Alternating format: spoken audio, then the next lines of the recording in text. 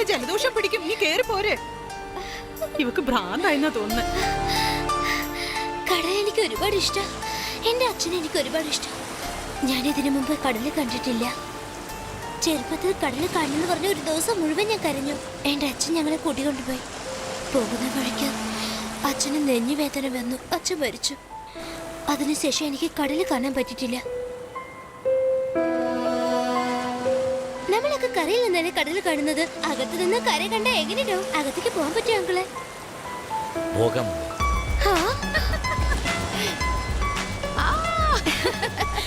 കടലിനകത്താണ് ഫസ്റ്റായിട്ട്. എന്തൊരു അതിശയത്. മണവാളിന് നല്ല നീന്തൽ അറിയാത്രേ. നീ പോ. ആണോ? വിവാഹം കഴിഞ്ഞ സ്ത്രീകൾക്കൊരു പ്രത്യേക സൗന്ദര്യം വരും. മരുമകളെ കണ്ടുവെക്കാത്ത സാറേ.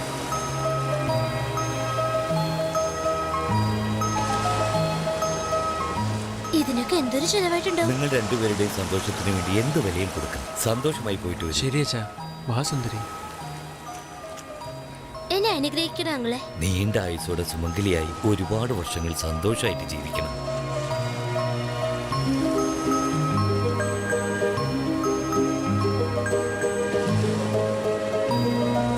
എടാ ഇങ്ങനെയായിട്ട് കുലുക്കാതെ. ഏയ് സൂക്ഷിച്ച് പതുക്കെ.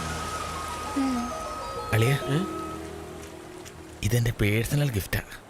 എന്താടാ? പബ്ലിക്കായിട്ട് ഈ ഗിഫ്റ്റ് തരാൻ കഴിയില്ലല്ലോ, അതുകൊണ്ട്. താങ്ക്സ്. ചെറിയ പ്രായം, കല്യാണം കഴിഞ്ഞു, സിനിമയിലെ ഹീറോയെ പോലെ ലക്ഷ്യം കിടന്ന ജീവിതത്തിലേക്ക് എത്തി. പിള്ളേരുടെ കാര്യമൊന്നും ഞാൻ പറയില്ല. സേഫ് ആയിട്ട് സന്തോഷമായിട്ടിരിക്കും. പിള്ളേരൊന്നും ഇപ്പൊ നോക്കണ്ട കേട്ടോ. നിങ്ങളൊക്കെ പറഞ്ഞ പിന്നെ ശരിയാവും. എന്റെ ബഡ്ജറ്റില് 6 സംഘടിപ്പിക്കാനേ പറ്റുള്ളൂ. ഇത് തീർന്നു കഴിഞ്ഞാൽ നീ തന്നെ വാങ്ങിക്കോ. അല്ലെങ്കിൽ ഇത് വെയിലത്ത് വെച്ച് ഉണക്കി തേച്ച് പിന്നെയും യൂസ് ചെയ്തോണ്ടിരിക്കേ. ശരി, വിഡിത്തം പറഞ്ഞത് മതിയാക്ക. നീ ചെല്ല്, ബാക്കി ഞങ്ങൾ നോക്കിക്കോളാം. ആ തള്ളി തള്ളു തള്ളിവിട്. തള്ളു. അളിയ എൻജോയ്.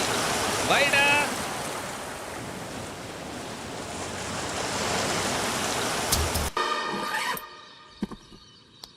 ഞാൻ നാളെ പോയാ പോരെ?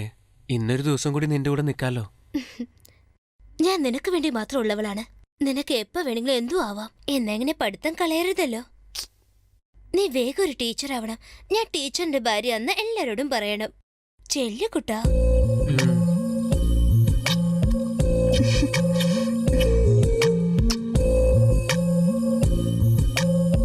ഒരു ദിവസം ലീവ് കിട്ടിയാലും വരണേ. നമുക്ക് ജോളി അടിക്കാം.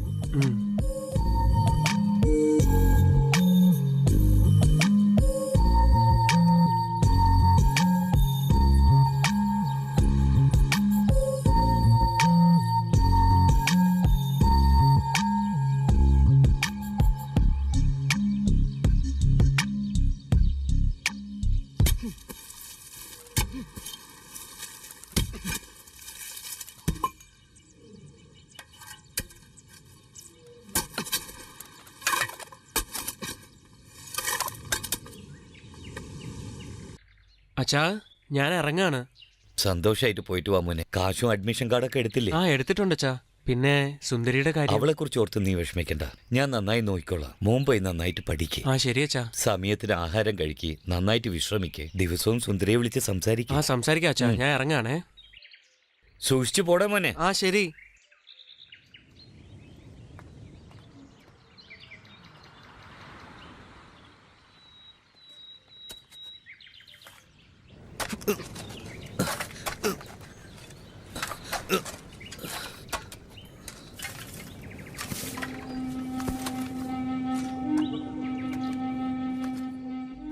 എന്തിനാ ഇത്രയും വലിയ കുഴി കുത്തുന്നേ?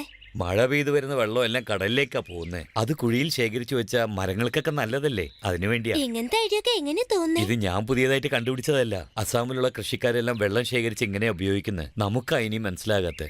ശരി അങ്കിളെ, രാവിലെ തൊട്ട് ഒന്നും കഴിക്കാതെ ഇരിക്കുന്നേ. ദാ ഇതെങ്ങനെ കുടിക്ക. താ മോളെ.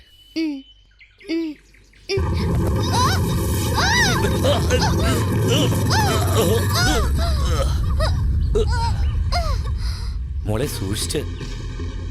ഒന്ന് ശ്രദ്ധിച്ചൂടായിരുന്നു?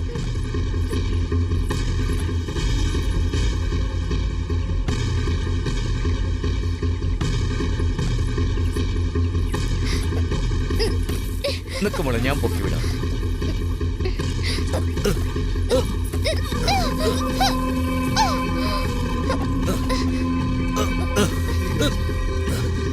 പിടിച്ചോ.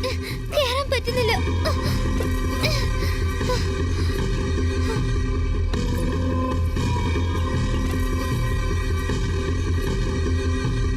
വാ.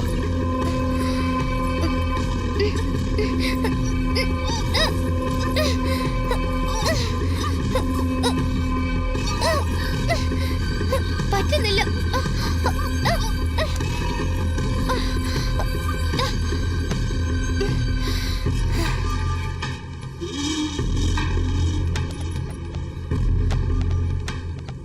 അങ്കിളിനൊന്നും പറ്റിയില്ലല്ലോ.